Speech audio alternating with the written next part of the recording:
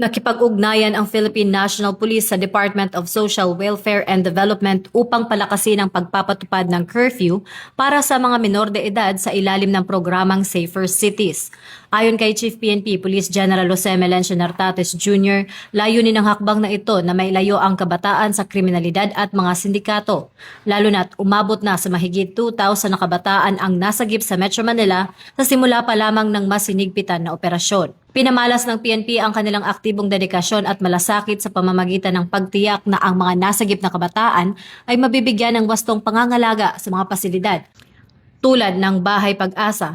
Sa kabila ng mabigat na tungkulin, nagpapakita ng matinding inisyatibo ang kapulisan na gawing preemptive shield ang curfew upang protektahan ang kinabukasan ng mga kabataan at mapanatili ang kaayusan sa bawat isa.